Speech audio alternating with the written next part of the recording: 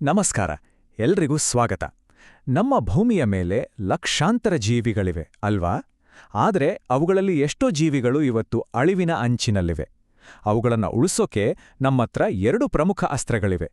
ಇವತ್ತಿನ ಈ ಚರ್ಚೆಯಲ್ಲಿ ಆ 2 ವಿಧಾನಗಳು ಯಾವುವು ಮತ್ತು ಅವು ನಮ್ಮ ಪ್ಲಾನೆಟ್ನ ಭವಿಷ್ಯವನ್ನ ಹೇಗೆ ರೂಪಿಸ್ತವೆ ಅಂತ ನೋಡೋಣ ಬನ್ನಿ. ಮೊದಲಿಗೆ ಒಂದು ಸಣ್ಣ ಪ್ರಶ್ನೆ ಕೇಳ್ತೀನಿ. ನಮ್ಮ ಈ ಸುಂದರ ಭೂಮಿಯ ಮೇಲಿರೋ ಜೀವರಾಶಿಗೆ ಎದುರಾಗಿರೋ ಅತೀ ದೊಡ್ಡ ಡೇಂಜರ್ ಯಾವುದು ಅಂತ ಎಂದಾದ್ರೂ ಯೋಚನೆ ಮಾಡಿದ್ದೀರಾ? ಸ್ವಲ್ಪ ಯೋಚಿಸಿ ನೋಡಿ. ನಿಜ ಹೇಳ್ಬೇಕಂದ್ರೆ ಉತ್ತರ ಸ್ವಲ್ಪ ಶಾಕಿಂಗ್ ಅನ್ಸ್ಬೋದು. ಅದು ಬೇರೇನೂ ಅಲ್ಲ, ಆವಾಸಸ್ಥಾನದ ನಾಶ. ಅಂದ್ರೆ ಅವುಗಳ ಮನೆಗಳೇ ಹಾಳಾಗ್ತಿರೋದು, ಕೃಷಿ, ಸಿಟಿಗಳನ್ನ ಕಟ್ಟೋದು, ಕಾಡನ್ನ ಕಡಿಯೋದು, ಈ ರೀತಿ ನಾವು ಮಾಡ್ತಿರೋ ಕೆಲಸಗಳಿಂದ ಎಷ್ಟೋ ಪ್ರಾಣಿ ಪಕ್ಷಿಗಳು ತಮ್ಮ ಮನೆಗಳನ್ನೇ ಕಳ್ಕೊಳ್ತಿವೆ.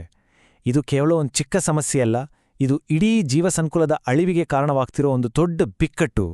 ಆದ್ರೆ ಸಮಸ್ಯೆ ಇಷ್ಟಕ್ಕೆ ನಿಲ್ಲಲ್ಲ. ಇದರ ಜೊತೆಗೆ ಬೇಟೆ, ಅಕ್ರಮ ವನ್ಯಜೀವಿ ವ್ಯಾಪಾರ, ಹೊಸ ಹೊಸ ಆಕ್ರಮಣಕಾರಿ ಜೀವಿಗಳು, ಗಣಿಗಾರಿಕೆ ಮತ್ತು ಕ್ಲೈಮೇಟ್ ಚೇಂಜ್, ಹೀಗೆ ಒಂದರ ಮೇಲೊಂದು ಸವಾಲುಗಳು ಬರ್ತಾನೇ ಇವೆ. ಇವೆಲ್ಲವನ್ನು ಎದುರಿಸೋಕೆ ನಮ್ಗೆ ಸರಿಯಾದ ಪರಿಹಾರಗಳು ಬೇಕೇ ಬೇಕು. ಹಾಗಾದ್ರೆ ಈ ಎಲ್ಲ ಅಪಾಯಗಳನ್ನ ಎದುರಿಸೋಕೆ ನಮ್ಮತ್ರ ಇರೋ ದಾರಿಗಳಾದ್ರೂ ಯಾವುದು? ವಿಜ್ಞಾನಿಗಳು 2 ಮುಖ್ಯ ದಾರಿಗಳನ್ನ ಕಂಡುಕೊಂಡಿದ್ದಾರೆ. ಒಂದು ಇನ್ಸಿಟು ಅಂದ್ರೆ ಅಲ್ಲೇ ರಕ್ಷಣೆ, ಇನ್ನೊಂದು ಎಕ್ಸಿಟು ಅಂದ್ರೆ ಹೊರಗೆ ತಂದು ರಕ್ಷಣೆ. ಈ ಹೆಸರುಗಳು ಕೇಳೋಕೆ ಸ್ವಲ್ಪ ಕಷ್ಟ ಅನ್ನಿಸ್ಬೋದು, ಆದ್ರೆ ಅವುಗಳ ಅರ್ಥ ತುಂಬಾ ಸಿಂಪಲ್. ಮೊದಲೇದು ಇನ್ಸಿಟು ಅಂದ್ರೆ ಸ್ಥಳದಲ್ಲೇ ರಕ್ಷಣೆ. ಇದರರ್ಥ ಜೀವಿಗಳನ್ನ ಅವುಗಳ ನ್ಯಾಚುರಲ್ ಮನೆಯಲ್ಲೇ ಉಳಿಸೋದು. ಅಂದ್ರೆ ಕಾಡಲ್ಲಿರೋ ಹುಲಿಯನ್ನ ಕಾಡಲ್ಲೇ, ನದಿಯಲ್ಲಿರೋ ಮೀನನ್ನ ನದಿಯಲ್ಲೇ ರಕ್ಷಣೆ ಮಾಡೋದು. ಸಿಂಪಲ್ ಆಗಿ ಹೇಳೋದಾದ್ರೆ ಅವುಗಳನ್ನ ಅವುಗಳ ಮನೆಯಲ್ಲೇ ಸೇಫ್ ಆಗಿ ಇಡೋ ಪ್ರಯತ್ನ. ಇದಕ್ಕೆ ಪೂರ್ತಿ ಉಲ್ಟಾ ಇರೋದೇ ಎಕ್ಸಿಟು ಅಂದ್ರೆ ಹೊರಗೆ ತಂದು ರಕ್ಷಣೆ ಮಾಡೋದು. ಇದನ್ನ ಒಂದು ರೀತಿ ಎಮರ್ಜೆನ್ಸಿ ವಾರ್ಡ್ ಅಂತ ಅನ್ಕೋಬಹುದು. ಇಲ್ಲಿ ಅಳಿವಿನ ಅಂಚಿನಲ್ಲಿರೋ ಜೀವಿಗಳನ್ನ ಅವುಗಳ ನೈಸರ್ಗಿಕ ಜಾಗದಿಂದ ಹೊರಗೆ ತಂದು ಮನುಷ್ಯರು ಕಟ್ಟಿದ ಸುರಕ್ಷಿತ ಜಾಗದಲ್ಲಿ ಆರೈಕೆ ಮಾಡ್ಲಾಗುತ್ತೆ. ಸರಿ, ಈಗ ಮೊದಲನೇ ವಿಧಾನ ಅಂದ್ರೆ ಇನ್ಸಿಟು ಬಗ್ಗೆ ಸ್ವಲ್ಪ ಡೀಟೇಲ್ ಆಗಿ ಮಾತಾಡೋಣ. ಇದರ ನಿಜವಾದ ಪ್ಲಸ್ ಪಾಯಿಂಟ್ಸ್ ಏನು ಮತ್ತು ಇದನ್ನ ಜಗತ್ತಿನಲ್ಲಿ ಹೇಗೆ ಬಳಸ್ತಿದ್ದಾರೆ? ಇನ್ಸಿಟು ವಿಧಾನದ ಅತಿದೊಡ್ಡ ಪ್ಲಸ್ ಪಾಯಿಂಟ್ ಅಂದ್ರೆ ಇದು ಕೇವಲ ಒಂದೇ ಒಂದು ಪ್ರಾಣಿ ಅಥವಾ ಸಸ್ಯವನ್ನ ನೋಡಲ್ಲ, ಬದಲಾಗಿ ಇಡೀ ಪರಿಸರವನ್ನೇ ಅಂದ್ರೆ ಆ ಇಡೀ ಎಕೋಸಿಸ್ಟಮನ್ನೇ ಕಾಪಾಡುತ್ತೆ. ಇದರಿಂದ ಜೀವಿಗಳು ನೈಸರ್ಗಿಕವಾಗಿ ವಿಕಸನಗೊಳ್ಳಕ್ಕೆ ಸಹಾಯ ಆಗುತ್ತೆ. ಅಷ್ಟೇ ಅಲ್ಲ, ಖರ್ಚು ಕೂಡ ತುಂಬಾ ಕಡಿಮೆ. ಹಾಗಾಗಿ ಇದೊಂದು ತುಂಬಾನೇ ಸಸ್ಟೈನಬಲ್ ವಿಧಾನ. ಇನ್ಸಿಟು ಸಂರಕ್ಷಣೆಗೆ ಒಂದು ಬೆಸ್ಟ್ ಎಕ್ಸಾಂಪಲ್ ಅಂದ್ರೆ ನಮ್ಮ ನ್ಯಾಷನಲ್ ಪಾರ್ಕ್ಗಳು. ಇವು ಕಾನೂನಿನ ಅಡಿಯಲ್ಲಿ ರಕ್ಷಣೆ ಪಡೆದಿರೋ ವಿಶಾಲವಾದ ಜಾಗಗಳು. ಇಲ್ಲಿ ಬೇಟೆಯಾಡೋದು, ಮರ ಕಡಿಯೋದು, ಈ ಥರದ ಯಾವುದೇ ಚಟುವಟಿಕೆಗಳಿಗೆ ಅವಕಾಶವೇ ಇಲ್ಲ. ಇನ್ನೊಂದು ತುಂಬಾನೇ ಇಂಟ್ರೆಸ್ಟಿಂಗ್ ಉದಾಹರಣೆ ಅಂದ್ರೆ ದೇವರ ಕಾಡುಗಳು.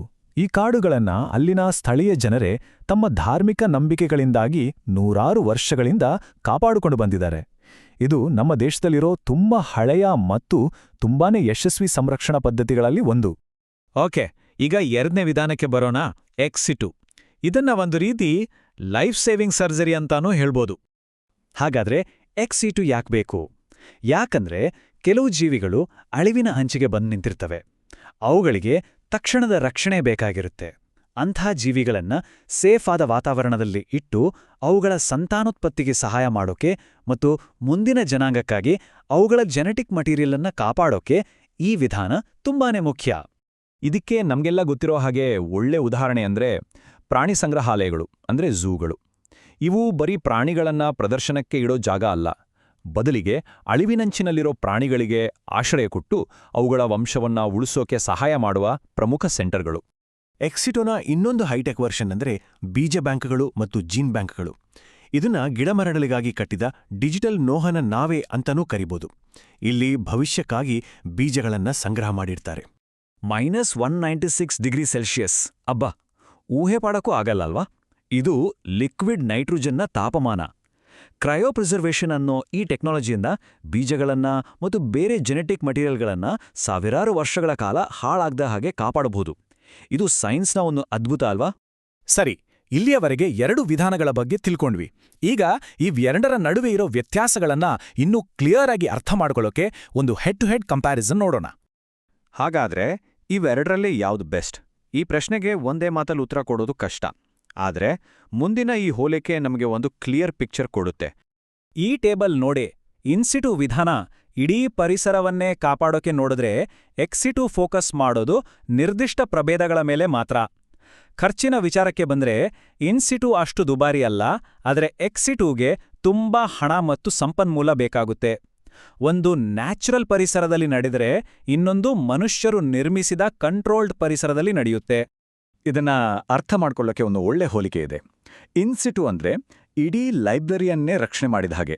ಆದರೆ ಎಕ್ಸಿಟು ಅಂದ್ರೆ ಆ ಲೈಬ್ರರಿಗೆ ಬೆಂಕಿ ಬಿದ್ದಾಗ ಅಲ್ಲಿರೋ ತುಂಬಾನೇ ಅಮೂಲ್ಯವಾದ ಪುಸ್ತಕಗಳನ್ನ ಹೊರಗೆ ತಂದು ಉಳಿಸಿದ ಹಾಗೆ.